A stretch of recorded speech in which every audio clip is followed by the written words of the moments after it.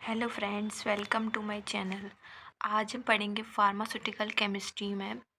हमारा second topic है first unit का फार्मास्यूटिकल एरर। हम एरर के बारे में पढ़ेंगे कि फार्मास्यूटिकल एरर्स क्या होती हैं, उनके टाइप्स पढ़ेंगे और उसकी पूरी डिटेल स्टडी करने वाले हैं, तो वीडियो को एंड तक ज़रूर देखना। सबसे पहले हम पढ़ते हैं फार्मास्यूटिकल एरर क्या होता है। तो error is a difference between true value and measured value.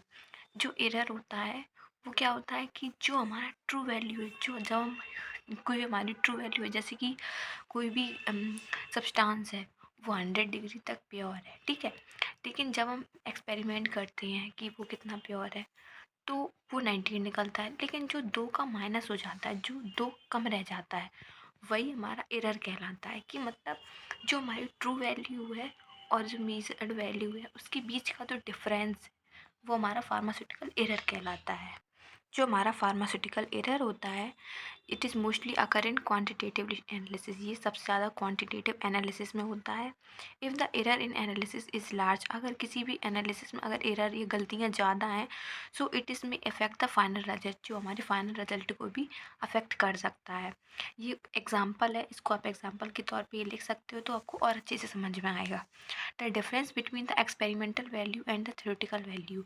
जो हमने एक्सपेरिमेंट की है और जो हमारे थ्योरेटिकल वैल्यू, जो बीच में अगर कोई डिफरेंस आता है, तो उसको हम एब्सोल्यूट वैल्यू कहते हैं। टाइप्स ऑफ एरर, एरर के टाइप्स देख लेते हैं। एरर 5 तरीके का होता है। सिस्टमेटिक एरर को हम कांस्टेंट एरर कहते हैं और डिटर्मिनेट एरर कहते हैं। Random error, error in measurement, gross error, other errors हो सकते हैं। फर्स्ट है हमारा सिस्टमेटिक एरर। सिस्टमेटिक एरर क्या होता है? These errors are caused by fault in the analytic procedures, methods और instrument used in the analysis। जो ये हमारा सिस्टमेटिक एरर होता है, वो क्यों हो सकता है? कि गलती हो सकती है हमारे एनालिटिक प्रोसीजर, जो हम प्रोसीजर यूज़ कर रहे हैं वो गलत हो सकता है, मेथड गलत हो सकता है, इंस्ट्रूमेंट गलत हो सकता है, जो हम एनालिसिस में यूज़ करते हैं। इसी को हम डिटर्मिनेंट एरर कहते हैं। Determinant error are systemic occur as they are not random. जो एकदम अचानक से नहीं होता है, बट फिर भी वो पहले से ही चल रहा होता है। This type of error can be removed by connecting the procedure and device. ये जो एरर है वो सही हो सकता है अगर हम अपना प्रोसीजर और डिवाइस को सही रखें तो। जो हमारे सिस्टमेटिक एरर है, जिसको हम डिटर्मिनेंट एरर कहते हैं, वो 5 तरीके के हो सकते हैं। For personal error, operational error, instrument and reagent error, methodic error और एडिटिव एरर। पर्सनल एरर क्या होता है? An error comes become a fault, procedure गलत हो जाता है या फिर किसी पर्सन से because of using impure reagent, अगर वो कोई यूज़ कर रहा है तो। Inability in checking colour change in visual titration. जो हमारी खुद की पर्सनल गलतियों की वजह से अगर कोई एरर होता है, तो उसको पर्सनल एरर कहते हैं।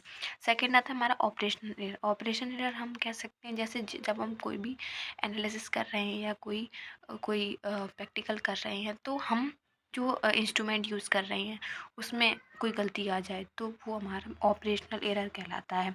मैथडिक एरर क्या होता है? जिस तरीके जो हम प्रोसीजर यूज़ कर रहे हैं या जो मीडियम यूज़ कर रहे हैं वो गलत है हमारा, तो वो मैथडिक एरर कहता है। एडिटिव एरर क्या होता है? Additive error arise the impurity present in standard solution. Additive error जब होता है, जब हमारे को स्टैंडर्ड सॉल्यूशन में कोई इम्प्योरिटी प्रेजेंट है, तो उसको हम कहते हैं एडिटिव एरर। फिर हमारा सेकंड एरर आता है रैंडम एरर। दीज एरर्स अगर एक्सीडेंट, ये एरर जो होते हैं वो अचानक से हो जाते हैं। फिर हमारा तीसरा था एरर इन मेजरमेंट। अगर हम कोई भी मेजरमेंट कर रहे हैं, वो गलत तरीके से मेजर हो गई, या कुछ वेट कर रहे हैं तो वो सही से वेट नहीं हो पा रहा, कैलकुलेशन ही गलत हो जाएगी, तो हमारा मेजरमेंट की वजह से भी एरर हो सकती हैं। ग्रॉस एरर क्या होता है? Wrong selection of method, unsuitable storage of sample. जो मेथड है वो हमने गलत यूज़ किया है और जो स्टोरेज है किसी सैंपल का वो गलत हो गया है, तो। फिर हमारे 2 लास्ट में डेफिनेशन पूछी गई हैं, एक्यूरेसी, प्रिसिशंस और साइंटिफिक एरर की। तो सबसे पहला है एक्यूरेसी। क्या होती है? Accuracy is the closeness of measurement to the true value. हमारी जो ट्रू वैल्यू होती है, जैसे 100 है हमारी ट्रू वैल्यू, उसके बिल्कुल करीब की जो वैल्यू होती है उसको हम कहते हैं एक्यूरेसी।